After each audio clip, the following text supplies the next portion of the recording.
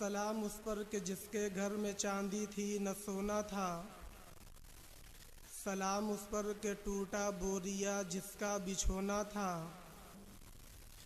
سلام اس پر جو خون کے پیاسوں کو قبائیں دیتا تھا، سلام اس پر جو گالیاں سن کر بھی دعائیں دیتا تھا، سلام اس پر جو سچائی کی خاطر دکھ اٹھاتا تھا، سلام اس پر جو سچائی کی خاطر دکھ اٹھاتا تھا، سلام اس پر جو بھوکا رہ کے اوروں کو کھلاتا تھا، سلام اس پر جو امت کے لیے راتوں کو روتا تھا، سلام اس پر جو فرش خاک پہ جاڑوں میں سوتا تھا، سلام اس پر کہ جس نے بے کسوں کی دستگیری کی، سلام اس پر کہ جس نے بادشاہی میں فقیری کی، سلام اس پر کہ جس کی چاند تاروں نے گواہی دی، سلام اس پر کہ جس کی سنگ پاروں نے گواہی دی، سلام اس پر کہ جس نے کھول دی مشکیں اسیروں کی،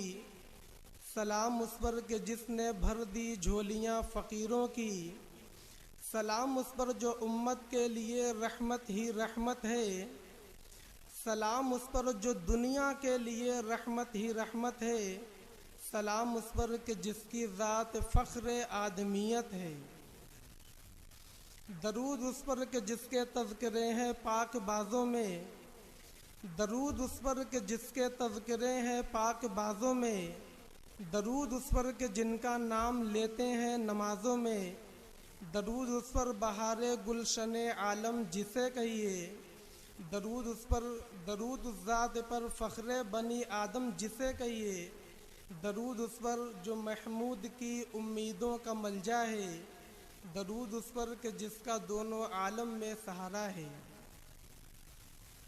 معزز علماء کرام، صدر جلسہ حاضہ مفتی شہر بنارس اور مسلک اہل سنت والجماعت سے تعلق رکھنے والوں، نوجوان غیور مسلمان دینی بھائیوں اور عزیز دوستوں،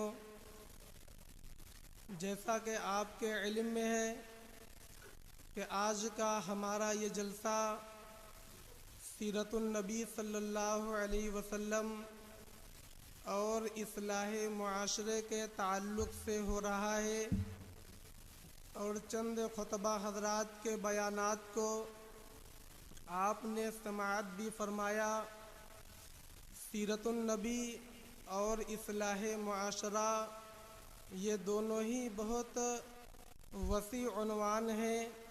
نبی پاک صلی اللہ علیہ وسلم کے جن ارشادات کو بھی بیان کیا جائے، جن حالات حرکات و سکون کو بھی بیان کیا جائے، سب کا تعلق سیرت النبی سے ہوتا ہے، اور معاشرے کے اندر پھیلے ہوئے جن مفاسد کو بھی بیان کیا جائے اور ان کی اصلاح کے لیے جو طریقے بیان کیے جائیں، ہر ایک کا تعلق اصلاح معاشرہ سے ہوتا ہے۔ آج میں آپ حضرات کے سامنے مسلک اہل سنت والجماعت کے عقیدے کے متعلق چند باتیں عرض کرنا چاہتا ہوں۔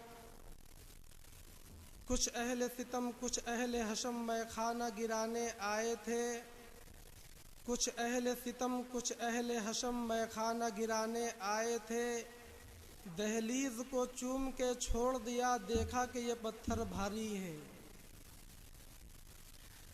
زخموں سے بدن گلزار سہی تم اپنے شکستہ تیر گنو، زخموں سے بدن زخمی ہی سہی تم اپنے شکستہ تیر گنو، خود ترکش والے کہہ دیں گے یہ بازی کس نے ہاری ہے۔ معزز سامعین، محترم بزرگوں اور عزیز ساتھیوں، نبی پاک صلی اللہ علیہ وسلم کی ولادت مبارک کے تعلق سے کچھ عقیدے انشاءاللہ العزیز میں آپ کے گوش گزار کروں گا۔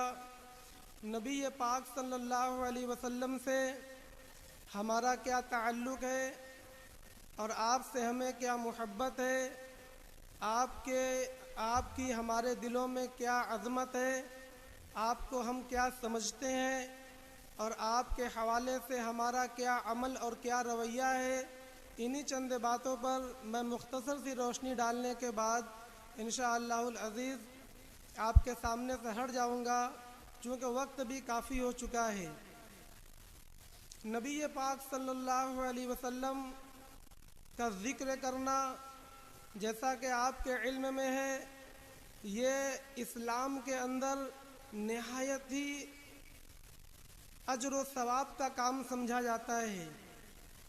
بلکہ میں تو یہ کہتا ہوں کہ نبی پاک صلی اللہ علیہ وسلم سے اگر کسی چیز کو ادنا سا بھی تعلق تھا تو اس چیز کو بیان کرنا، اس کا تذکرہ کرنا، اس سے محبت کرنا، اس کو بھی اہل سنت والجماعت کے لوگ بڑا غنیمت سمجھتے ہیں۔ نبی پاک صلی اللہ علیہ وسلم کی ذات ہو، نبی پاک صلی اللہ علیہ وسلم کی بات ہو، یا نبی پاک صلی اللہ علیہ وسلم سے تعلق رکھنے والی کوئی بھی شے ہو، کوئی بھی انسان ہو، ہر ایک کا تذکرہ کرنا یہ ہمارے مذہب کے اعتبار سے مستحب اور امر مستحسن سمجھا جاتا ہے۔ نبی پاک صلی اللہ علیہ وسلم کے منہ مبارک یعنی بال کا تذکرہ کرنا، آپ کے لباس کا تذکرہ کرنا، آپ کے نعلین شریفین کا تذکرہ کرنا، آپ کے مقامات کا تذکرہ کرنا، آپ کے غزوات کا تذکرہ کرنا، آپ کی حرکات کا تذکرہ کرنا، آپ کے سکنات کا تذکرہ کرنا، یہاں تک کہ جناب آقا محمد الرسول اللہ صلی اللہ علیہ وسلم کے بال کیسے تھے، آپ کی جلد کیسی تھی، آپ کا چلنا کیسا تھا، آپ کا اٹھنا بیٹھنا کیسا تھا، آپ کا سونا جاگنا کیسا تھا، آپ کے کھانے کا طریقہ کیا تھا، آپ کے کلام کرنے کا طریقہ کیا تھا، ان تمام چیزوں کا ذکر کرنا، ان تمام چیزوں کو بیان کرنا، صرف یہی نہیں کہ ان چیزوں کو بیان کرنا امر مستحسن اور کار ثواب ہے، بلکہ نبی پاک صلی اللہ علیہ وسلم سے جو چیزیں ادنا سا بھی تعلق رکھتی تھی ان چیزوں کا تذکرہ کر لینا بھی بڑے خیر کی بات ہے۔ مثال کے طور پر اللہ کے نبی صلی اللہ علیہ وسلم جب ہجرت کر کے مدینہ منورہ زادہ اللہ شرفا و عظما تشریف لے گئے تو آپ خطبہ دینے کے لیے ایک دھرن ٹائپ کی لکڑی پر کھڑے ہو کر خطبہ دیا کرتے تھے۔ اس لکڑی کا تذکرہ کرنا ہم لوگ تو اس کو بھی بڑا غنیمت سمجھتے ہیں۔ جناب آقا محمد الرسول اللہ صلی اللہ علیہ وسلم نے جس خچر پر سواری کی، آپ صلی اللہ علیہ وسلم نے جن جانوروں پر سواری کی، ان جانوروں کو چھوڑو، ان جانوروں کے پیروں میں جو گرد لگی ان گرد کا تذکرہ کرنا بھی ہم لوگ متاع حیات سمجھتے ہیں۔ نبی پاک صلی اللہ علیہ وسلم کو اگر کسی صحابی نے دیکھ لیا تو ہم ان صحابی کا تذکرہ کرنا باعث خیر و برکت سمجھتے ہیں۔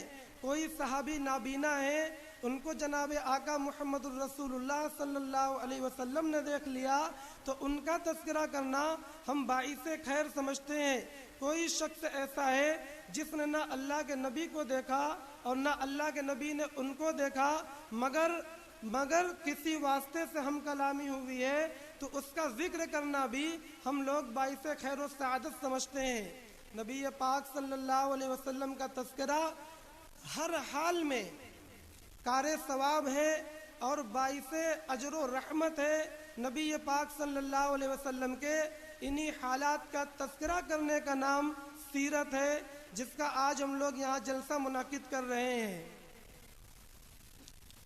نبی پاک صلی اللہ علیہ وسلم کی ذات کے حوالے سے ہمارا عقیدہ یہ ہے کہ نبی پاک صلی اللہ علیہ وسلم اپنی قبر مبارک کے اندر اپنے اسی جسم کے ساتھ زندہ ہیں جس جسم کے ساتھ دنیا میں رہا کرتے تھے، اور ہمارا عقیدہ یہ ہے کہ اللہ کے نبی صلی اللہ علیہ وسلم جس قبر مبارک کے اندر آرام فرما رہے ہیں اس قبر مبارک کی جو مٹی ہے اور نبی پاک صلی اللہ علیہ وسلم کے بدن مبارک سے ملی ہوئی ہے، وہ مٹی کائنات کی تمام چیزوں سے زیادہ افضل ہے۔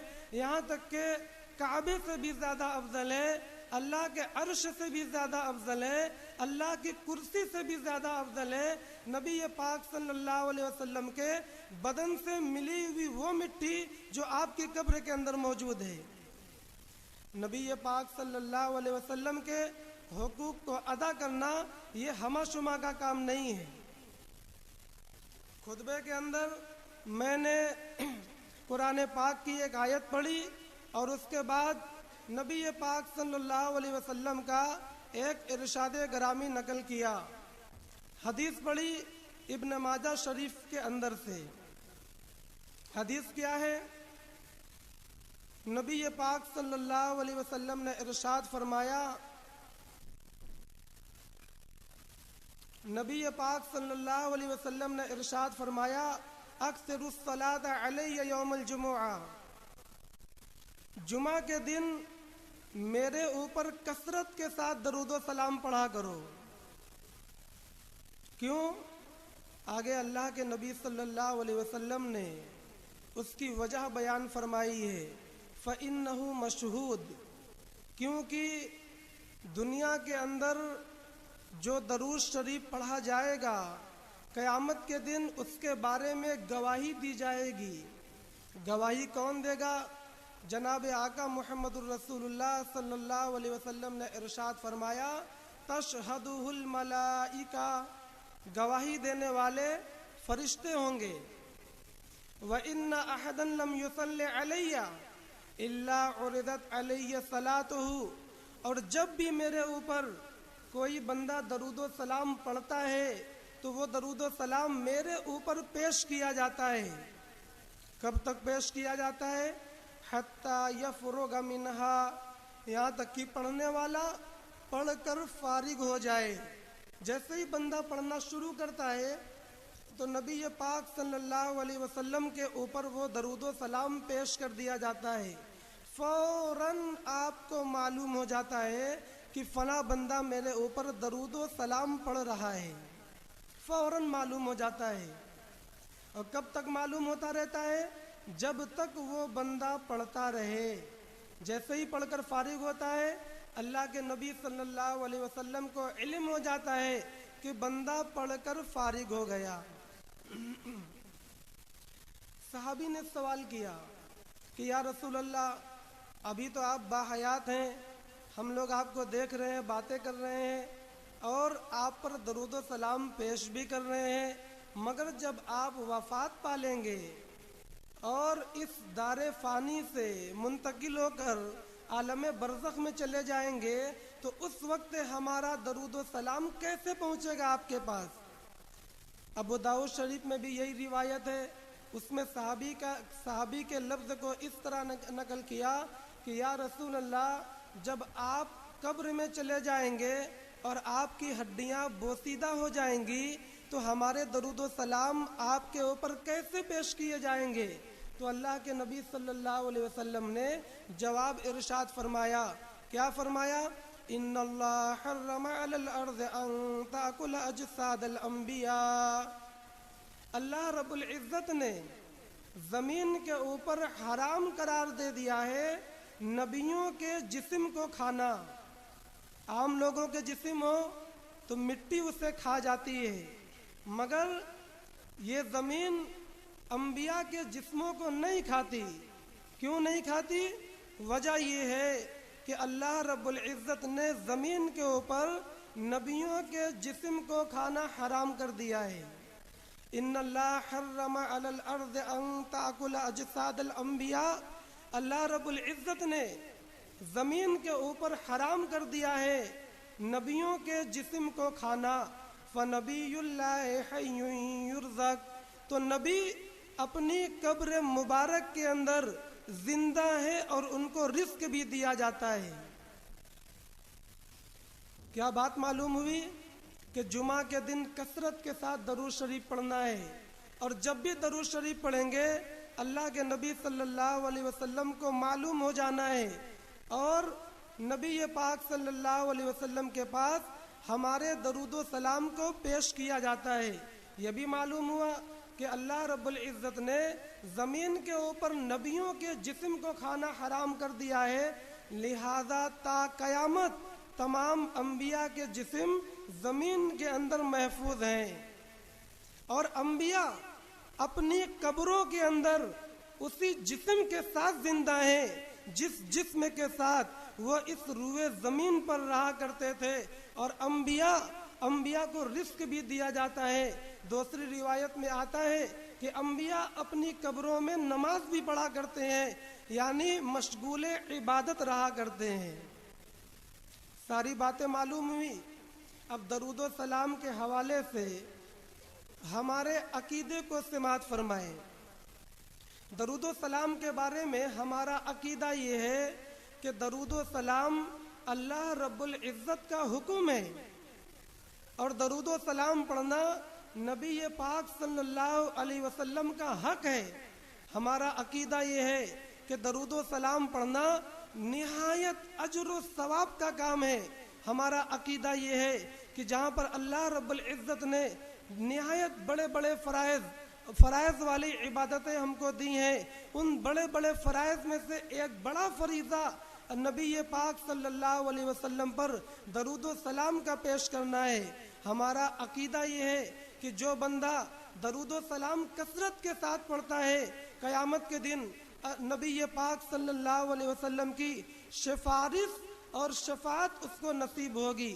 ہمارا عقیدہ یہ ہے کہ درود پاک پڑھنے والا وہ بندہ ہوتا ہے جس کو اللہ کے نبی صلی اللہ علیہ وسلم سے محبت ہوا کرتی ہے۔ ہمارا عقیدہ یہ ہے کہ جس نے درود و سلام نہ پڑھا اس نے نبی پاک صلی اللہ علیہ وسلم سے بے وفائی کی ہے۔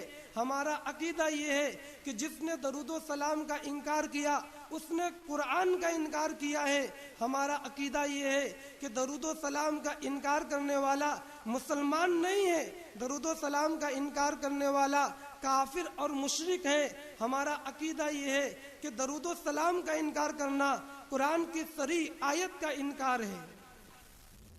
جہاں پر ہمارے عقائد درود اور سلام کے حوالے سے یہ ہے، وہاں پر ہمارا یہ بھی عقیدہ ہے کہ تمام درودوں میں افضل درود وہ ہیں جن کے الفاظ جناب آقا محمد الرسول اللہ صلی اللہ علیہ وسلم کی زبان مبارک سے نکلے ہوں، اور ان تمام درودوں میں سب سے افضل درود درود ابراہیمی ہے۔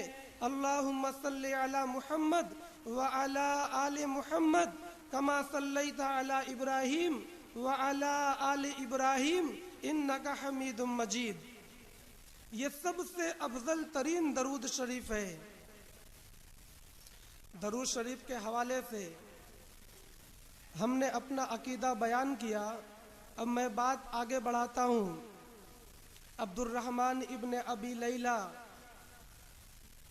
تہذیب التہذیب اسماء الرجال کی کتاب ہے، اس کے اندر لکھا ہوا ہے کہ عبد الرحمن ابن ابی لیلہ یہ صحابی ہیں اور غزوہ احد میں شامل ہوئے ہیں اور اس کے بعد کے غزوات میں بھی شامل ہوئے ہیں، مگر دوسری کتابوں میں نے دیکھا کہ عبد الرحمن ابن لیلہ کے بارے میں آتا ہے کہ یہ صحابی نہیں ہے بلکہ تابعی ہیں، اللہ عالم بالصواب۔ مگر اتنی بات تو طے ہے کہ اگر تابعی بھی ہیں تو کبار تابعین سے ان کا تعلق ہے۔ یہی عبد الرحمن ابن ابی لیلہ بیان فرماتے ہیں کہ میری ملاقات کعب ابن عجرہ رضی اللہ عنہ سے ہوئی، یہ مشہور صحابی ہیں۔ کعب ابن عجرہ رضی اللہ عنہ سے ہوئی تو کعب ابن عجرہ رضی اللہ تعالی عنہ نے فرمایا کہ عبد الرحمن کیا میں تمہیں ایک ہدیہ ایک تحفہ نہ دوں؟ عبد الرحمن ابن ابی لیلہ رحمۃ اللہ علیہ نے فرمایا کہ کیوں نہیں، آپ مجھے ضرور ہدیہ دیجئے۔ کعب ابن عجرہ رضی اللہ عنہ نے فرمایا کہ ہم نے رسول اللہ صلی اللہ علیہ وسلم سے ایک مرتبہ سوال کیا۔ کیا سوال کیا؟ یا رسول اللہ کیف نصلی علیک اہل البیت، یا فرمایا یا رسول اللہ کیف الصلاۃ علیک اہل البیت، اے اللہ کے رسول صلی اللہ علیہ وسلم ہم آپ پر اہل بیت پر درود کیسے بھیجیں؟ یہ کعب بن عجرہ رضی اللہ عنہ نے فرمایا کہ ہم نے یہ سوال کیا، اور آگے کہا ان اللہ قد علمنا کیف نسلم علیک، حالانکہ اللہ رب العزت نے ہم کو بتلا دیا ہے کہ ہم آپ پر سلام کیسے بھیجیں گے۔ کیا پوچھا کہ اے اللہ کے رسول آپ ہمیں یہ بتلا دیجئے کہ ہم آپ پر درود کیسے بھیجیں، حالانکہ اللہ رب العزت نے ہمیں بتلا دیا ہے کہ ہم آپ پر سلام کیسے بھیجیں گے۔ یعنی سلام کا طریقہ تو ہمیں معلوم ہے، وہ تو اللہ رب العزت نے ہمیں بتلا دیا ہے، ہمیں یہ سمجھنا ہے کہ ہم آپ پر درود کیسے بھیجیں۔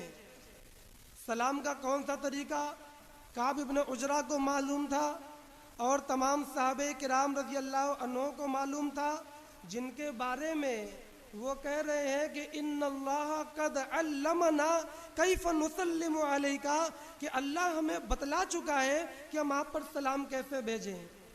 اللہ کیا بتلا چکا ہے؟ محدثین اور مفسرین نے اس کا خلاصہ کیا ہے، یعنی نماز کے اندر جب ہم التحیات کے لیے بیٹھتے ہیں تو ہم پڑھتے ہیں السلام علیک ایھا النبی ورحمۃ اللہ وبرکاتہ، پڑھتے کہ نہیں پڑھتے؟ ہم جب یہ پڑھتے ہیں تو اسی کو وہ صحابی کہہ رہے ہیں کہ اللہ رب العزت نے ہمیں سلام پیش کرنے کا طریقہ بتلا دیا ہے۔ السلام علیک ایھا النبی ورحمۃ اللہ وبرکاتہ، یہ ہے سلام پیش کرنے کا طریقہ جو اللہ رب العزت نے بتلایا ہے۔ یہ تو ہمیں معلوم ہے یا رسول اللہ، ہم سمجھنا یہ چاہتے ہیں کہ ہم درود کیسے بھیجیں۔ محدثین نے اس بات کی وضاحت فرمائی ہے کہ صحابہ چاہتے تو خود سے درود بنا کر اچھے الفاظ میں، اچھے اسلوب میں، فصاحت و بلاغت کے ساتھ اپنے بہترین کلام کو بنا کر نبی پاک صلی اللہ علیہ وسلم پر درود پڑھ سکتے تھے، مگر صحابہ کرام نے سوال اس لیے کیا تاکہ ہم رسول اللہ صلی اللہ علیہ وسلم کی زبان سے درود کو سیکھ لیں، کیونکہ وہ جانتے تھے کہ جناب آقا محمد الرسول اللہ صلی اللہ علیہ وسلم کا وہ مقام ہے کہ ہم چاہ کر بھی آپ کے مقام کا ادراک نہیں کر سکتے، ہم چاہ کر بھی، کوشش کر کے بھی نبی پاک صلی اللہ علیہ وسلم کے مقام و مرتبے کو پہچان نہیں سکتے۔ نبی پاک صلی اللہ علیہ وسلم کے مقام مرتبوں کو پہچاننا یہ صرف اللہ رب العزت کی قدرت ہے، یہ ہمہ شمہ کا کام نہیں ہے۔ اس واسطے انہوں نے جناب آقا محمد الرسول اللہ صلی اللہ علیہ وسلم سے درود پڑھنے کا طریقہ پوچھا۔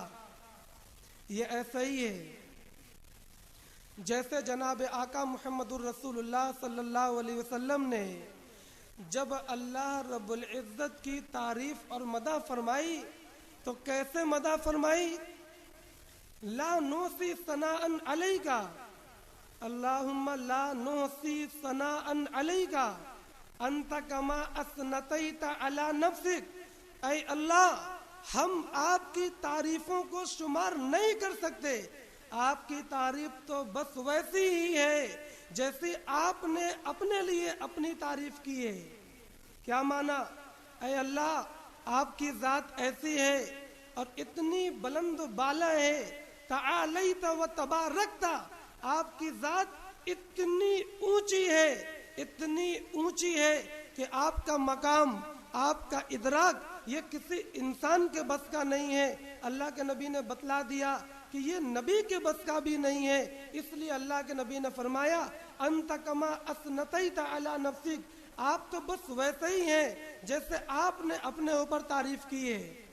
تو جیسے اللہ کے نبی صلی اللہ علیہ وسلم نے اللہ کی تعریف اللہ کے حوالے کر دی ہے، ایسے ہی صحابہ کرام رضی اللہ تعالی عنہم مجمعین نے نبی پاک صلی اللہ علیہ وسلم کی تعریف اپنے ذمے نہیں لی، بلکہ نبی پاک صلی اللہ علیہ وسلم کے حوالے کر کے پوچھی ہے کہ یا رسول اللہ آپ بتلا دیجئے ہم آپ پر درود کیسے بھیجیں۔ اللہ کے نبی صلی اللہ علیہ وسلم نے فرمایا قولوا اللہم صلی علی محمد وعلی آل محمد کما صلیت علی ابراہیم وعلی آل ابراہیم انک حمید مجید۔ ہاں، یہ اللہ کے نبی صلی اللہ علیہ وسلم نے درود پڑھنے کا طریقہ بیان فرمایا۔ تو ہمارا عقیدہ یہ ہے کہ درود پڑھنا اللہ رب العزت کا حکم ہے، درود پڑھنا یہ اس آیت کا حکم ہے، ان اللہ و ملائکتہ یصلون علی النبی، بے شک اللہ رب العزت اور اللہ کے فرشتے نبی پاک صلی اللہ علیہ وسلم پر درود پڑھتے ہیں۔ یا ایھا الذین آمنوا صلوا علیہ وسلموا تسلیما، اے ایمان والو تم بھی اللہ کے نبی صلی اللہ علیہ وسلم پر درود اور سلام پڑھو، تم بھی پڑھو، کیونکہ اللہ اور اس کے فرشتے پڑھتے ہیں۔ یہ اس آیت کا حکم ہے۔ ہمارا عقیدہ یہ ہے کہ جس نے درود و سلام کا انکار کر دیا اس نے اس آیت کا انکار کر دیا، اور یہ بات آپ کے علم میں ہے کہ قرآن کی ایک آیت کا بھی انکار کرنے والا یہ دائرہ اسلام سے خارج ہو جاتا ہے۔ اس کی مثال کیا ہے؟ نماز پڑھنا فرض ہے مگر نماز کا انکار کر دینے والا کافر ہے۔ والدین کی اطاعت فرض ہے، والدین کی اطاعت کا انکار کرنے والا کافر ہے۔ روزہ فرض ہے، روزے کی فرضیت کا انکار کرنے والا کافر ہے۔ حج فرض ہے، حج کی فرضیت کا انکار کرنے والا کافر ہے۔ ہمارا عقیدہ یہ ہے کہ زندگی میں ایک مرتبہ، کم از کم ایک مرتبہ جناب آقا محمد الرسول اللہ صلی اللہ علیہ وسلم پر درود و سلام پڑھنا فرض ہے۔ جس نے اس فرضیت کا انکار کر دیا تو تمام فرائض کے منکر کی طرح اس فرض کا منکر بھی کافر ہے۔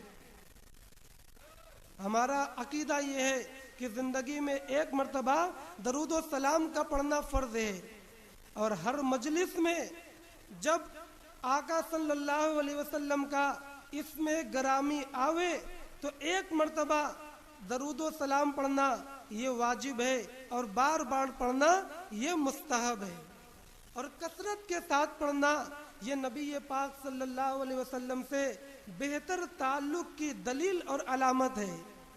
ہمارا عقیدہ یہ ہے کہ جو لوگ کثرت کے ساتھ درود و سلام میں لگے رہتے ہیں تو اللہ کے نبی صلی اللہ علیہ وسلم کی خواب میں زیارت بھی نصیب ہوتی ہے۔ باطل کبھی ہمارے اوپر اعتراض کرتا ہے کہ تم لوگ درود و سلام نہیں پڑھتے، نہیں، یہ غلط بات ہے، اس نے جھوٹا الزام دیا ہے۔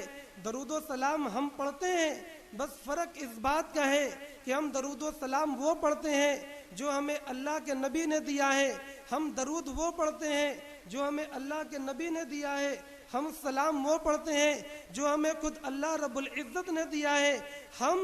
ہم یہ درود و سلام پڑھتے ہیں، اس لیے باطل ہمیں الزام دیتا ہے کہ تم درود و سلام نہیں پڑھتے۔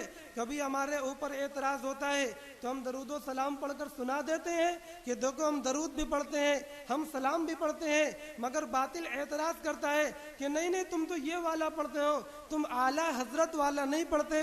تو ہم بھی جواب دیتے ہیں کہ ہم اعلیٰ حضرت والا تو نہیں پڑھتے مگر ہم حضرت محمد الرسول اللہ صلی اللہ علیہ وسلم والا پڑھتے ہیں۔ جب ہم نماز میں ہوتے ہیں تو درود پڑھتے ہیں، نماز کے باہر ہوتے ہیں درود پڑھتے ہیں، جمعہ کا دن ہوتا ہے درود پڑھتے ہیں، عام دن ہوتا ہے درود پڑھتے ہیں، نماز جنازہ ہے درود پڑھتے ہیں، کوئی ذکر و اذکار کی مجلس ہے درود پڑھتے ہیں، تقریر کرنے کے لیے بیٹھے درود پڑھتے ہیں، تقریر کر کے اترے درود پڑھتے ہیں، مگر کہتا ہے نہیں تم تو وہ درود نہیں پڑھتے۔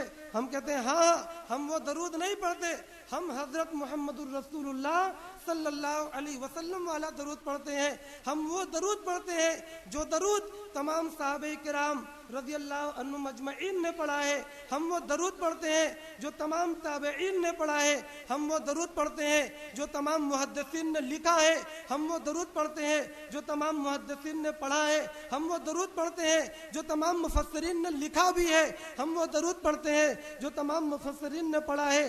ہم باطل کا درود نہیں پڑھتے، ہم تو حق کا درود پڑھتے ہیں، حق والا درود پڑھتے ہیں۔ تو باطل کو اعتراض ہوتا ہے، کبھی اعتراض کرتا ہے کہ تم عجیب گستاخ لوگ ہو، تم بیٹھ کر درود پڑھتے ہو۔ ہم کہتے ہیں تو نے دوبارہ جھوٹ بولا ہے، ہم کھڑے ہو کر بھی درود پڑھتے ہیں، ہم بیٹھ کر بھی درود پڑھتے ہیں، نمازوں میں ہوتے ہیں بیٹھ کر درود پڑھتے ہیں، نماز جنازہ ہوتی ہے کھڑے ہو کر درود پڑھتے ہیں۔ کبھی باطل اعتراض کرتا ہے تم الصلاۃ والسلام علیکہ یا رسول اللہ نہیں پڑھتے، ہم نے کہا تم دوبارہ جھوٹ بولتے ہو، ہم یہاں پر ہوتے ہیں اللہم صلی علی پڑھتے ہیں اور مدینہ منورہ چلے جاتے ہیں الصلاۃ والسلام علیکہ یا رسول اللہ پڑھ دیتے ہیں۔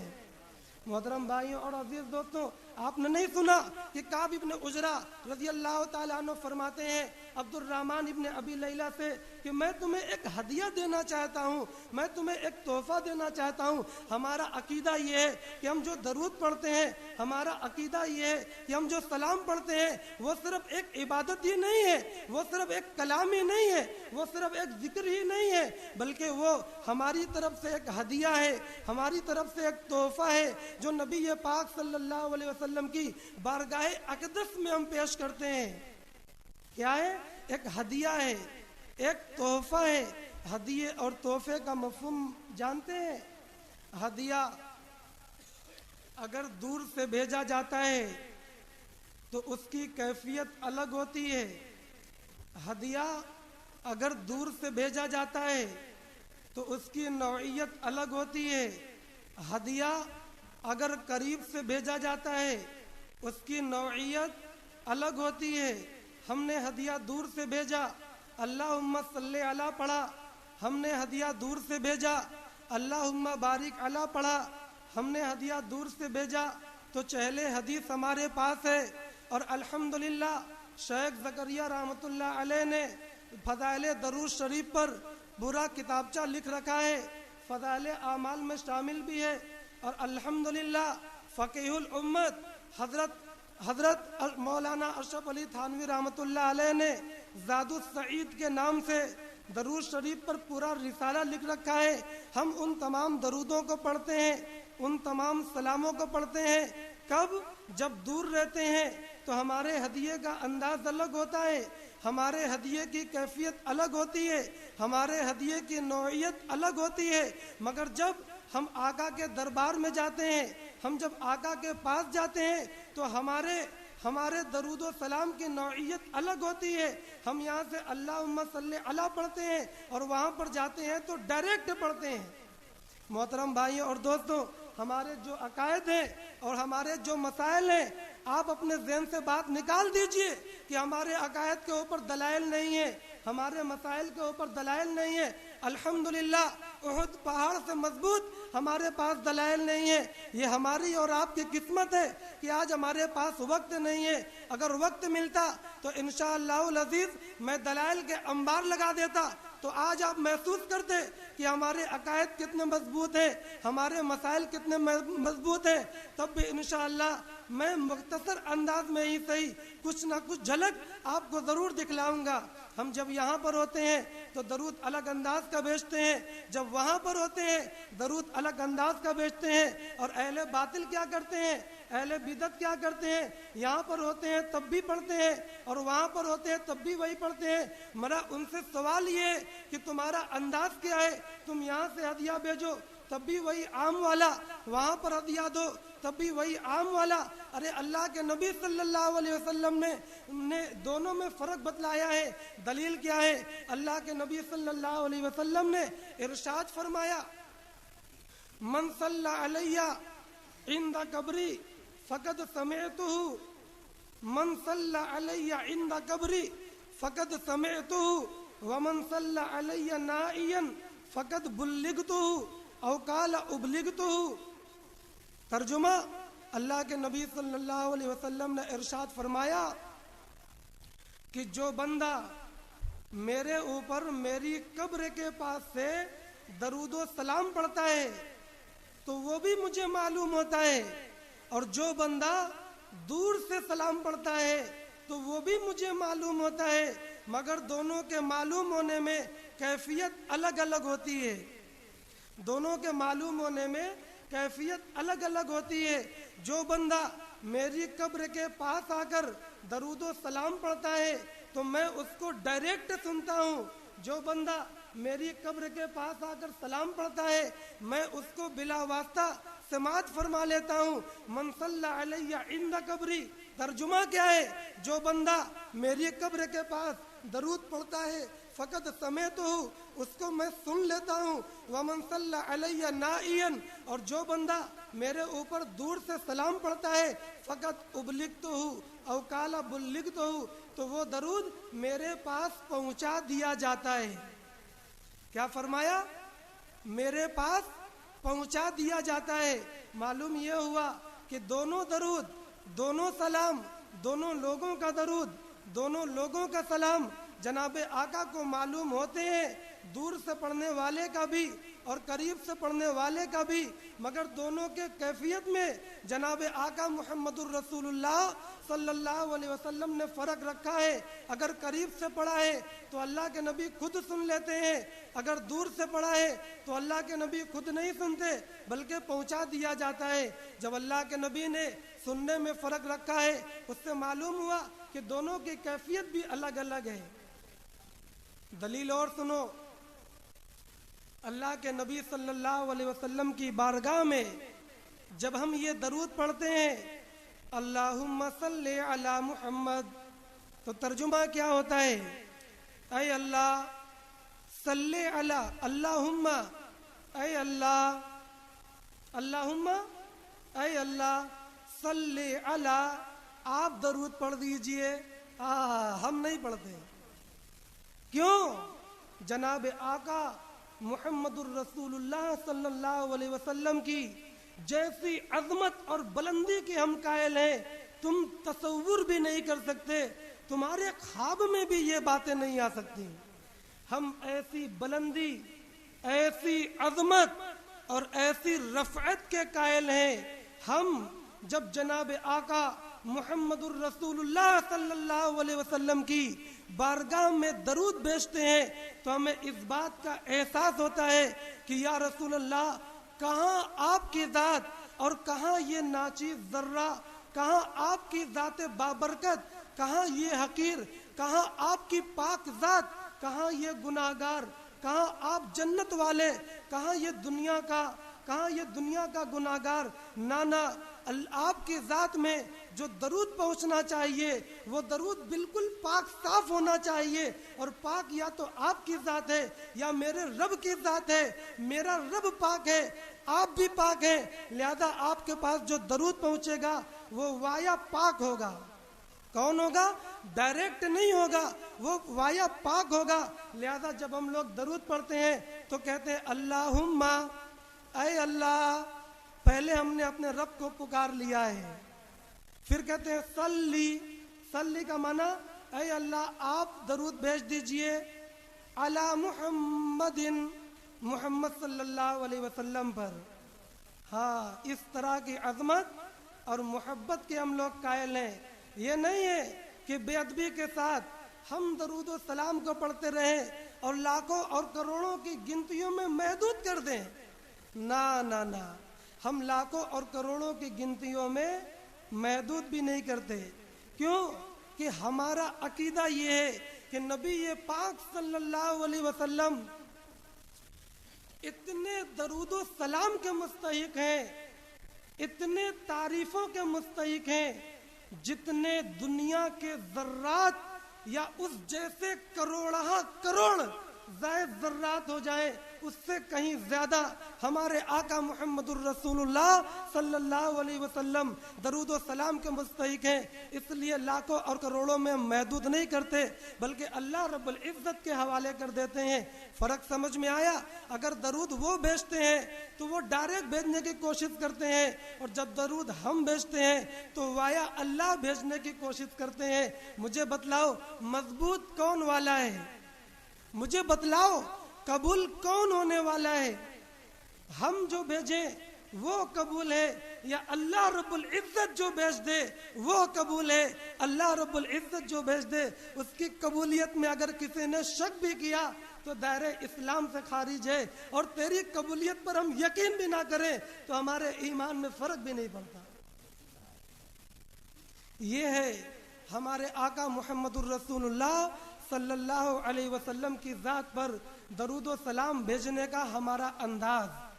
کبھی باطل نے اعتراض کیا کہ جب ہم درود و سلام پڑھتے ہیں تو کوئی اعتراض کرتا ہے کہ تم لوگ فجر بعد درود و سلام پڑھتے ہو، اور اس وقت ہم لوگ مختلف حالات میں ہوتے ہیں، مگر اعتراض کو سمجھا نہیں۔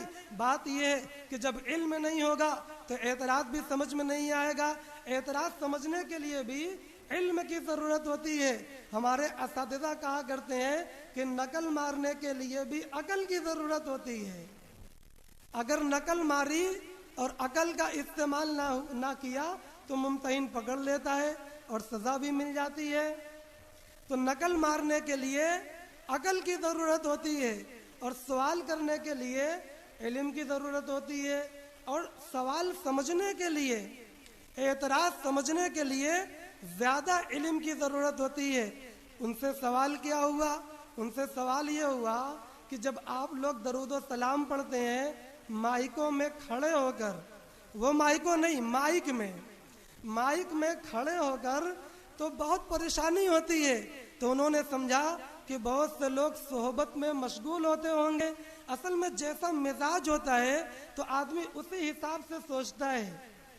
مزاج ادھر چلا گیا، وجہ یہ ہے کہ ذہن میں بسا رہتا ہے۔ نہیں، اعتراض کو سمجھو۔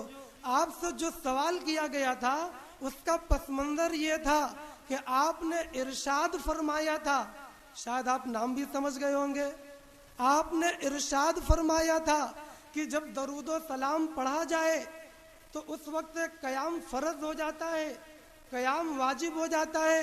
درود و سلام پڑھا جانے لگا، آپ کھڑے ہو جاؤ، کھڑے ہونا فرض ہے۔ اب اعتراض کرنے والے نے اعتراض کیا کہ جب آپ درود و سلام کر رہے تھے تو ہم قضائے حاجت کے لیے بیٹھے تھے، ہم کس طرح کھڑے ہو جائیں؟ پیٹ میں مروڑے اٹھ رہی ہیں، پیٹ دکھ رہا ہے، آدھا ادھر کو ہے آدھا ادھر کو ہے، اگر کھڑے ہوتے ہیں تو سارا پیر ناپاک ہو جاتا ہے۔ کوئی بندہ پیشاب کر رہا ہے، وہ یہ سوال کرنا چاہتا ہے کہ آپ نے ارشاد فرمایا تھا جب درود و سلام پڑھا جائے تو کھڑے ہو جایا کرو۔ اب اگر پیشاب کرتے کرتے ہم کھڑے ہو جائیں تو ساری دیوار ناپاک ہو جائے گی، اور یہ کوئی طریقہ بھی نہیں ہوتا، مگر انہوں نے اعتراض کو سمجھا ہی نہیں۔ اعتراض تو اصل یہ تھا کہ کھڑا ہونا آپ کے یہاں ضروری ہے، اور ایک بندہ جو قضائے حاجت کر رہا ہے، جس کے پیٹ ہی دکھ رہے ہیں، وہ کھڑا کیسے ہوگا؟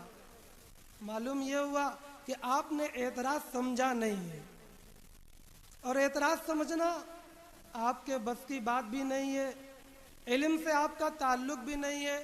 آپ نے بیان کر دیا کہ اللہ کے نبی صلی اللہ علیہ وسلم نے ارشاد فرمایا کہ وطن سے محبت کرنا ایمان کی علامت ہے۔ آپ نے بیان کر دیا، میں کیا بیان کر رہا ہوں؟ من کذب علی متعمدا فلیتبوأ مقعدہ من النار۔ کیا ترجمہ؟ جس نے جناب آقا محمد الرسول اللہ صلی اللہ علیہ وسلم پر جان بوجھ کر جھوٹ بولا وہ اپنا ٹھکانہ جہنم میں بنا لے۔ کیا کیا؟ جس نے ہمارے آقا پر جان بوجھ کر جھوٹ بولا وہ اپنا ٹھکانہ جہنم میں بنا لے۔ بات سمجھ میں آئی؟ اب آگے سمجھو۔ اب وہ کہہ رہے ہیں کہ وطن سے محبت کرنا یہ ایمان کی علامت ہے، اور یہ اللہ کے نبی کا ارشاد انہوں نے بیان کیا۔ ارشاد نہیں ہے، ارشاد نہیں ہے، یہ اللہ کے نبی پر جھوٹ ہے۔ اللہ کے نبی صلی اللہ علیہ وسلم نے تا حیات اپنی زبان مبارک سے اس طرح کے الفاظ نہیں نکالے ہیں۔ موضوعات کی بہت سی کتابیں ہیں، محدثین نے موضوعات پر مختلف کتابیں لکھی ہیں، اس کے اندر اس بات کی وضاحت فرمائی ہے حب الوطن من الایمان، جس کو حدیث کہہ کر بیان کیا جاتا ہے، یہ جناب آقا محمد الرسول اللہ صلی اللہ علیہ وسلم پر جھوٹ ہے، یہ آقا پر بہتان ہے، اس کو بیان کرنے والا اپنا ٹھکانہ جہنم میں بنا لے، یہ نبی پاک صلی اللہ علیہ وسلم کی حدیث نہیں ہے، یہ آقا پر بہتان ہے، یہ آقا پر الزام ہے، یہ حدیث نہیں ہے۔ اور آپ کہہ رہے ہیں کہ اللہ کے نبی نے ارشاد فرمایا، قطعاً ارشاد نہیں فرمایا، یہ اللہ کے نبی پر بہتان ہے، یہ اللہ کے نبی پر الزام ہے۔ اس طرح کی تعلیم اللہ کے نبی صلی اللہ علیہ وسلم نے دیا بھی نہیں ہے۔ حب الوطن من الایمان یہ حدیث نہیں ہے۔ جناب آقا محمد الرسول اللہ صلی اللہ علیہ وسلم نے کیا اپنے وطن مکہ مکرمہ کو چھوڑا نہیں ہے؟ جناب آقا محمد الرسول اللہ صلی اللہ علیہ وسلم نے اپنے وطن کو چھوڑا ہے، آپ نے تو نہیں فرمایا حب الوطن من الایمان؟ صحابی کرام رضی اللہ عنہ مجمعین نے اپنے وطن کو چھوڑ کر پوری دنیا کے اندر اپنا وطن اختیار کر لیا، اور کبھی مٹی سے محبت نہ کی، کبھی سرزمینوں سے محبت نہ کی، مٹیوں کو قربان کیا ہے، زمینوں کو قربان کیا ہے، دین کے کلمے کو بلند کیا ہے۔ جناب آقا محمد الرسول اللہ صلی اللہ علیہ وسلم کی سنتوں کو بلند کیا ہے۔ وطن کو پوجنا یہ ہمارا ایمان نہیں ہے، دین کو پوجنا، سنتوں کو قائم کرنا، سنتوں کو زندہ کرنا، یہی ہمارا دین و ایمان ہے۔ حب الوطن من الایمان یہ کوئی حدیث نہیں ہے۔ شریف کے حوالے سے میں نے آپ حضرات کے سامنے چند احادیث کو بیان کیا، جس میں نے بتلایا کہ کعب ابن عجرہ رضی اللہ تعالی عنہ نے فرمایا کہ میں تمہیں ایک ہدیہ دینا چاہتا ہوں، میں تمہیں ایک ہدیہ دینا چاہتا ہوں۔ کن کو؟ عبد الرحمن ابن ابی لیلہ رحمت اللہ علیہ کو، رحمت اللہ علیہ میں بطور احتیاط کے ان کے ساتھ نام لگا رہا ہوں، ہو سکتا ہے کہ وہ رضی اللہ عنہ ہو، مگر بطور احتیاط میں ان کو رحمت اللہ علیہ کہہ رہا ہوں۔ یہ ہدیہ کعب ابن عجرہ رضی اللہ عنہ نے صرف عبد الرحمن ابن ابی لیلہ کو نہیں دیا ہے، بلکہ یہی ہدیہ پوری امت کے لیے بھی ہے۔ یہ وہ ہدیہ ہے جو کعب ابن عجرہ رضی اللہ عنہ کو نبی پاک صلی اللہ علیہ وسلم نے دیا ہے۔ یہ وہ ہدیہ ہے جو ہمارے پیغمبر نے اصحاب پیغمبر کو دیا ہے، اور اصحاب پیغمبر نے اپنے شاگردوں کو دیا ہے، ان کے شاگردوں نے امت کو دیا ہے، اور امت نے ہم کو دیا ہے۔ آپ مجھے بتلاؤ یہ ہدیہ پیارا ہے یا ان اہل بدعت اور ان اہل باطلوں کا بنایا ہوا وہ ہدیہ پیارا ہے؟ آپ کو جو پیارا لگے آپ ان کو لے لیں، اگر وہ پیارا لگے آپ ان کو لے لیں، اگر یہ پیارا لگے آپ ان کو لے لیں، اختیار آپ کو ہے۔ ہم کبھی مسلک کی دعوت نہیں دیتے، ہم کبھی مذہب کی دعوت نہیں دیتے، ہم خالص سنت کی دعوت دیتے ہیں، اور اگر دعوت دیتے ہیں تو اہل سنت والجماعت کی دعوت دیتے ہیں۔ محترم بھائیوں اور دوستوں، میں ایک بات کا اور بھی خلاصہ کرتا چلوں، ہم لوگ کبھی کسی کو گالیاں نہیں دیتے، ہم کبھی کسی پر تنقید نہیں کرتے، ہم کبھی کسی کے اکابر کی پگڑیاں نہیں اچھالتے۔ گالم گلوچ کرنا یہ ہمارا شیوا نہیں ہے۔ دینے کو تو دے سکتا ہوں میں بھی تمہیں گالی، دینے کو تو دے سکتا ہوں میں بھی تمہیں گالی، لیکن تہذیب میری یہ اجازت نہیں دیتی۔ ہم گالیاں دے سکتے ہیں، گالی دینا آسان ہوتا ہے، گالیوں کا برداشت کرنا مشکل ہوتا ہے، تنقید کرنا نہایت آسان ہوتا ہے، تنقید کو برداشت کرنا یہ مشکل ہوتا ہے۔ محترم بھائیوں اور دوستوں، اللہ کا فضل ہے کہ ہم نے گالیاں سنی ہیں مگر گالیاں دی نہیں ہیں، ہم نے تنقید برداشت کی ہے، ہم نے تنقید کی نہیں ہے۔ آج جب مسئلہ حق و باطل کہا گیا تو میں حق کو کھل کر بیان کرتا ہوں اور باطل کے دجل و تلبیس کا پردہ چاک کر دیتا ہوں۔ امت کو کون بتلائے گا کہ حق کون ہے باطل کون ہے؟ باطل نے اگر آ کر कीचड़ उछाला है, गंदगियां फैलाई हैं, तो अहले हक का फरीज़ा बनता है आकर हक को उजागर कर दे और दज्ल तलबीस ने जो जुल्मतें फैलाई हैं उन अंधेरियों को छाड़ दे और नूर इस्लाम का और नूर मोहम्मदी का जो नूर है वो समाज के अंदर आम कर दे। कभी बातिल ये एतराज करता है कि तुम नूर नूर तो कहते हो मगर मोहम्मदुर रसूलुल्लाह सल्लल्लाहु अलैहि वसल्लम को नूर नहीं मानते। हमने कहा तूने ये भी झूठ बोला है। हम जनाब आका मोहम्मदुर रसूलुल्लाह सल्लल्लाहु अलैहि वसल्लम को नूर भी मानते हैं, हम जनाब आका को बशर भी मानते हैं। नूर इसलिए मानते हैं कि कुरान ने कहा है, हम बशर इसलिए मानते हैं कि कुरान ने कहा है। नूर भी माना कुरान की वजह से, बशर भी माना कुरान की वजह से। तूने क्या माना है? कहने लगा हमने नूर माना है कुरान की वजह से, हमने बशर नहीं माना। हमने क्या क्यों नहीं माना? कहने लगा पता नहीं। हमने कहा नहीं नहीं, हमने नूर भी माना है, हमने कुरान भी माना है। नूर माना इसलिए क्योंकि कुरान ने कहा है और बशर माना इसलिए क्योंकि कुरान ने कहा है। हमने नूर माना इस माना कर अल्लाह के नबी सल्लल्लाहु अलैहि वसल्लम हिदायत का नूर थे। हमने नूर माना है इस माना कर कि जब दुनिया के अंदर जुल्मतें फैली थी हमने नूर माना है इस माना करके कि जब दुनिया के अंदर कुफ्र और शिर्क का अंधेरा छाया है तो नबी ये पाक सल्लल्लाहु अलैहि वसल्लम माही बनकर आए हैं, आप सिराज बनकर आए हैं, आप मुनीर बनकर आए हैं। आपने कुफ्र की अंधेरियों को दूर किया है, आपने शिर्क की अंधेरियों को दूर किया है।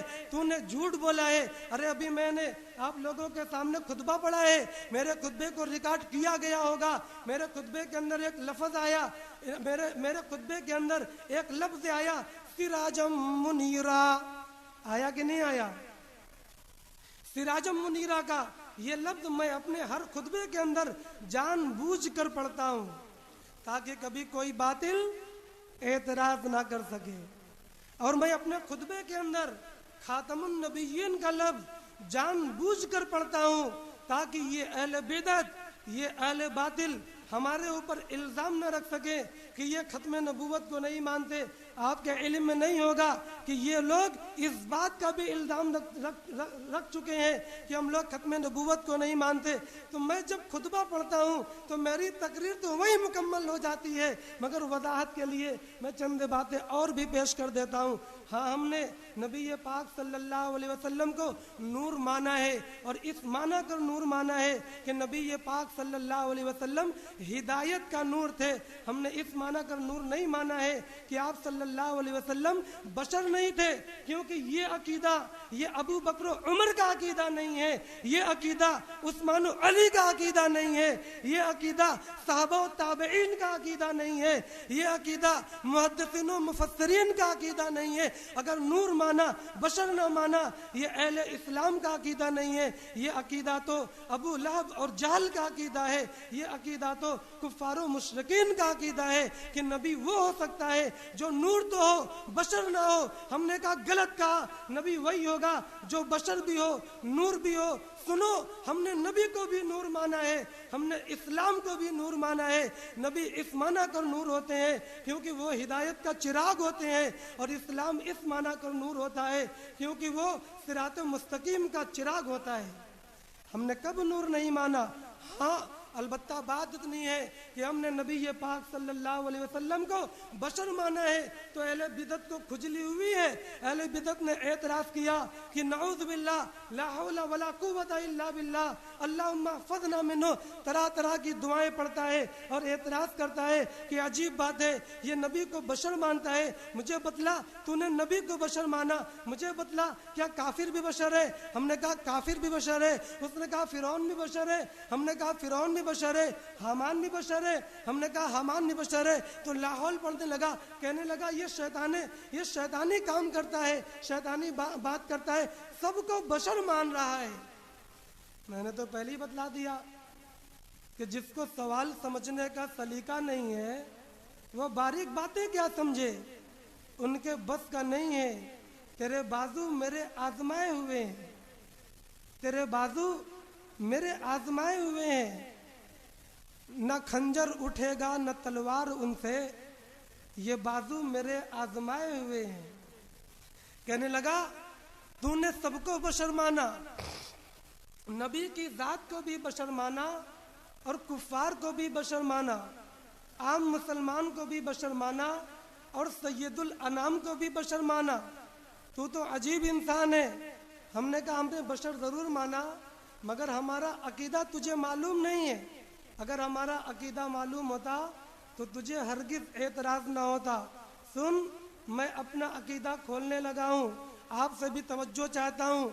हमने जनाब आका मुहम्मदुर रसूलुल्लाह सल्लल्लाहु अलैहि वसल्लम को बशर माना है। हमारा अकीदा ये है कि हम लोग भी मिट्टी से बने हैं, कायनात के तमाम इंसान मिट्टी से बने हैं और तमाम अंबिया ये भी मिट्टी से बने हैं और सैयदुल अंबिया ये भी मिट्टी से बने हैं। सैयदुल अंबिया ये भी मिट्टी से बने हैं, मगर तेरे इल्म में होना चाहिए कि मिट्टी मिट्टी में फर्क होता है। मिट्टी मिट्टी में फर्क यहाँ पर भी है। आम इंसान मिट्टी से बने हैं और वो दुनिया वाली मिट्टी है। आम इंसान दुनिया की मिट्टी से बने हैं। तमाम अंबिया जन्नत की मिट्टी से बने हैं और सैयदुल अंबिया जन्नतुल फिरदौस की मिट्टी से बने हैं। तुझे हमारा अकीदा मालूम ही नहीं है। आम इंसान रुए जमीन पर बसने वाला और सातों जमीन पर बसने वाला आम इंसान भी मिट्टी से बना है, मगर वो दुनिया की आम मिट्टी से बना है। तमाम अंबिया भी मिट्टी से ही बने हैं। दलील क्या है? अल्लाह के नबी सल्लल्लाहु अलैहि वसल्लम ने इरशाद फरमाया, मैं उस वक्त भी नबी था जब आदम सल्लल्लाहु अलैहि वसल्लम मिट्टी और गारे की शक्ल में थे। तुझे मालूम नहीं है कि आदम भी मिट्टी से बने हैं? अहले बातिल, अहले बिदअत जरा किताबों को भी देखा करो, अंबिया मिट्टी से बने हैं, अंबिया भी बशर हैं। यही तो हमारी दलील है। तमाम इंसान मिट्टी से बने हैं। आप याद रखना, वो दुनिया की मिट्टी से बने हैं और तमाम अंबिया सरवरे कायनात फक्र मौजूदात मोहम्मद मुस्तफ़ा सल्लल्लाहु अलैहि वसल्लम को छोड़कर तमाम अंबिया भी मिट्टी से बने हैं, मगर वो जन्नत वाली मिट्टी से बने हैं और सैयदुल अंबिया भी मिट्टी से बने हैं, मगर वो जन्नतुल फिरदौस वाली मिट्टी से बने हैं। इतनी बात समझ में आई? इसको हम लोग खुशबू वाला अकीदा कहते हैं। कहना चाहिए कि नहीं कहना चाहिए? मुनासिब नाम है ना? ये खुशबू वाला अकीदा है। इस अकीदे को बयान किसने किया? हमारे अकाबिर ने, हमारे अकाबिर देवबंद ने इस अकीदे को बयान किया है। दलील मैं आपको देता हूं। 1 घंटा तो पूरा हो गया। मुफ्ती साहब भी कहेंगे धोखा दे रहा है, वादा खिलाफी कर रहा है। मैं अब चंद बातें करके अपनी बात खत्म कर रहा हूं। दलील क्या है? दलील आपके जहन में भी है, मगर रसाई नहीं है। दलील ये है, आपके इल्म में हज़रत इब्राहीम अलैहिस्सलाम को हुक्म हुआ कि अपने बेटे हज़रत इस्माइल को ज़बह कर दो। हज़रत इब्राहीम अलैहिस्सलाम ज़बह करने लगे, छुरी चलाने लगे। बदले में अल्लाह रब्बुल इज़्ज़त ने एक मेंढा भेजा और इब्राहीम अलैहिस्सलाम ने उस मेंढे को ज़बह कर दिया। आपके इल्म में है कि वो मेंढा दुनिया वाला नहीं था, वो मेंढा जन्नत वाला था। अब नबी जन्नत वाले हैं तो उनके बदले में जो फिदिया अल्लाह रब्बुल इज़्ज़त ने दिया है वो भी जन्नत वाला था, क्योंकि दुनिया वाला फिदिया उनके शायन शान ना होता, उनकी ज़ात के मुताबिक ना होता। इसलिए अल्लाह रब्बुल इज़्ज़त ने जो मेंढा भेजा है वो जन्नत वाला भेजा है। ये इस बात की दलील है कि अंबिया के बदन की जो मिट्टी है वो जन्नत वाली है। एक और दलील सुनो, पसीना सबको होता है और पसीना सरवरे कायनात फख्र मौजूदात मोहम्मद मुस्तफ़ा सल्लल्लाहु अलैहि वसल्लम को भी हुआ है, मगर उनका बदन चूँकि जन्नत वाला था इसलिए आपका पसीना खुशबू वाला था। अगर मिट्टी दुनिया वाली होगी तो पसीने के अंदर बू होगी, अगर मिट्टी जन्नत वाली होगी तो पसीने के अंदर खुशबू वाली होगी। पसीना खुशबू वाला होगा कि आपके इल्म में नहीं है कि जब जन्नती लोग جنت کے اندر رزق کھا لیں گے تو ان کو پچانے کی ضرورت ہوگی، ایک ڈکار آئے گی اور خوشبو والی ڈکار ہوگی۔ اللہ کے نبی صلی اللہ علیہ وسلم کا بدن پہلے سے ہی جنت والا تھا، آپ کو پسینہ ہوا ہے، وہ پسینہ خوشبو والا تھا۔ جناب آقا محمد الرسول اللہ صلی اللہ علیہ وسلم قضائے حاجت فرماتے تھے، آپ نے قضائے حاجت فرمایا، ایک صحابیہ دیکھنے کے لیے گئی، وہاں پر کچھ بھی نہیں ملا مگر ان کو مشک کی خوشبو ملی۔ وہ جناب آقا محمد الرسول اللہ صلی اللہ علیہ وسلم کے پاس آئیں، کہنے لگی یا رسول اللہ آپ قضائے حاجت کے لیے تشریف لے گئے تھے اور میں دیکھنے کے لیے گئی تھی مگر وہاں میں نے مشک کی خوشبو کے علاوہ کچھ بھی نہیں پایا۔ اللہ کے نبی صلی اللہ علیہ وسلم نے وہاں پر بھی مسئلے کو وضاحت فرما دیا کہ تو اس کے علاوہ کچھ بھی نہیں پائے گی۔ وجہ کیا ہے؟ وجہ یہ ہے کہ جناب آقا محمد الرسول اللہ صلی اللہ علیہ وسلم بشر ہیں اور ان کا بدن جس مٹی سے بنا ہے وہ جنت الفردوس والی مٹی ہے۔ محترم بھائی اور دوستو، یہ ہمارا عقیدہ ہے درود و سلام کے متعلق، اور یہ ہمارا عقیدہ ہے جناب آقا محمد الرسول اللہ صلی اللہ علیہ وسلم کی ذات اقدس، ذات مبارک کے متعلق۔ اور میلاد کے بارے میں نے مختصراً آپ کے سامنے عرض کیا کہ جناب آقا محمد الرسول اللہ صلی اللہ علیہ وسلم کی ساری باتوں کو بیان کرنا یہ میلاد کا بیان کرنا ہے۔ یہ جلسہ سیرت النبی یہ میلاد کا بیان کرنا ہے۔ آخر میں ایک بات یہ عرض کرنا چاہتا ہوں کہ جس مسئلے میں جناب آقا محمد الرسول اللہ صلی اللہ علیہ وسلم کی محبت بھی ہو اور آپ کی اطاعت بھی ہو تو مسلک ہمارا ثابت ہوگا۔ اگر صرف نبی کی محبت ہو اور اطاعت شامل نہ ہو تو مسلک ان کا ثابت ہوگا۔ اگر صرف محبت ہو اطاعت نہ ہو تو مسئلہ اہل بدعت کا ثابت ہوگا۔ اگر محبت بھی ہو اور اطاعت بھی ہو تو مسئلہ ہمارا بنے گا۔ وجہ کیا ہے؟ وجہ یہ ہے کہ امام راضی رحمت اللہ علیہ نے تفسیر کبیر کے اندر بیان فرمایا۔ کیا بیان فرمایا؟ اللہ رب العزت نے ایک آیت بیان فرمائی، لِيَبْلُوَكُمْ أَيُّكُمْ أَحْسَنُ عَمَلًا۔ اللہ نے تمہیں موت و حیات اس لیے دیا ہے تاکہ اللہ آزمائے اور دیکھے تم میں حسین عمل کر کے کون آتا ہے۔ امام راضی رحمت اللہ علیہ نے بیان فرمایا کہ حسین عمل دو شرطوں سے بنتا ہے۔ نمبر 1 عمل کے اندر اخلاص بھی ہو، نمبر 2 عمل کے اندر درستگی بھی ہو۔ اگر عمل کے اندر اخلاص ہوگا، عمل کے اندر درستگی نہ ہوگی، عمل مقبول نہ ہوگا۔ عمل کے اندر درستگی ہوگی، عمل کے اندر اخلاص نہ ہوگا تو بھی عمل مقبول نہ ہوگا۔ عمل کے اندر اخلاص ہو، اخلاص کا معنی ریاکاری نہ ہو، اخلاص کا معنی خالص اللہ کے لیے ہو، اور عمل کے اندر درستگی بھی ہو۔ درستگی کا معنی امام راضی رحمت اللہ علیہ نے بیان یہ فرمایا کہ درستگی کا معنی یہ ہے کہ عمل سنت کے موافق ہو تو وہ عمل مقبول ہوگا۔ حاصل کیا ہوا؟ اگر عمل کے اندر اخلاص بھی ہے اور عمل کے اندر سنت بھی ہے تو وہ عمل مقبول ہوگا۔ کوئی عمل ایسا ہے اس کے اندر اخلاص تو ہے مگر وہ عمل سنت کے مطابق نہیں ہے، جیسا کہ آج کے زمانے میں ہوتا ہے۔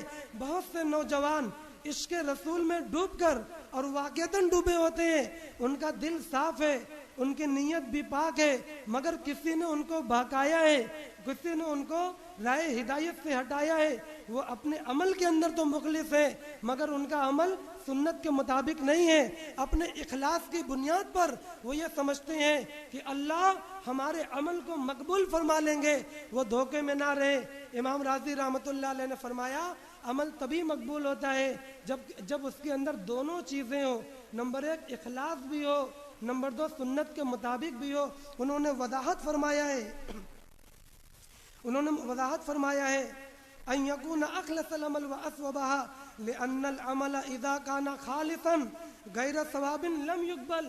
اس لیے کہ جب عمل خالص ہو یعنی اللہ کی رضا کے لیے ہو مگر وہ عمل سنت کے مطابق نہ ہو تو امام راضی نے فرمایا لم يقبل، وہ عمل قبول نہیں کیا جائے گا۔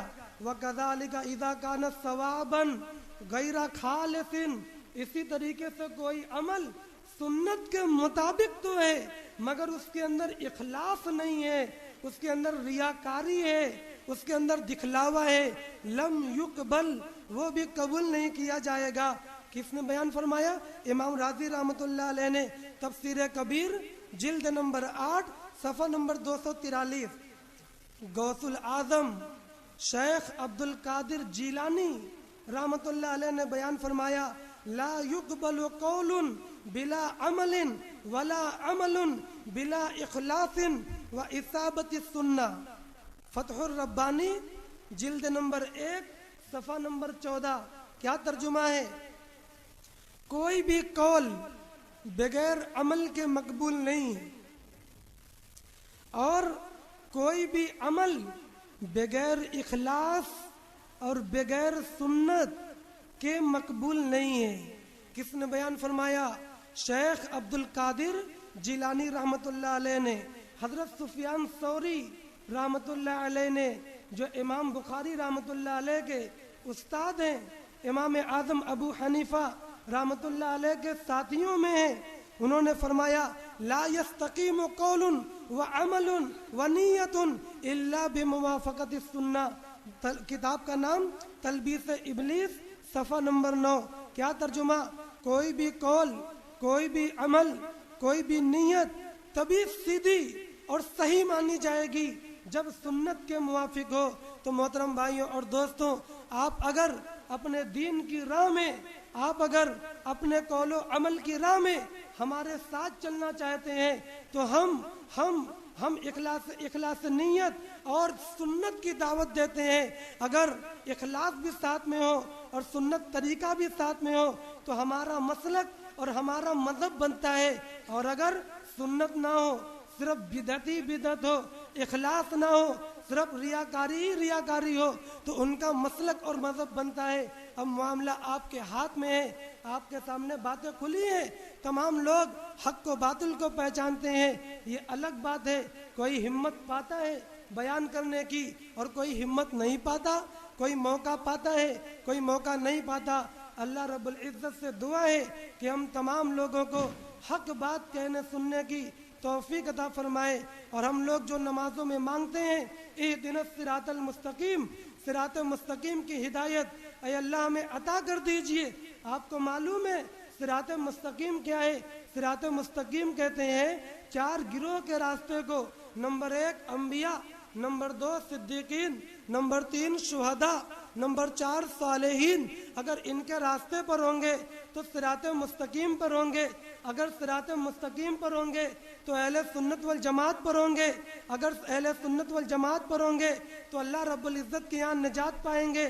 اگر ہم نے سلف صالحین کا راستہ چھوڑا جیسا کہ ان لوگوں نے چھوڑا، اگر ہم نے صحابہ کا راستہ چھوڑا جیسا ان لوگوں نے چھوڑا، اور اگر ہم نے انبیاء کا راستہ چھوڑا جیسا ان لوگوں نے چھوڑا، تو آپ کو معلوم ہے ہم صراط مستقیم پر قطعاً نہیں رہ سکتے، اور صراط مستقیم پر نہ ہوں گے تو اہل سنت والجماعت سے بھٹک جائیں گے، اور اہل سنت والجماعت سے بھٹک جائیں گے تو نجات کا دامن ہاتھ سے چھوٹ جائے گا۔ اللہ رب العزت سے دعا کریں کہ ہم لوگوں کی حیات و موت اہل سنت والجماعت کے مطابق عطا فرماوے، اور ہم تمام لوگوں کو سنت کے مطابق زندگی گزارنے کی توفیق عطا فرماوے۔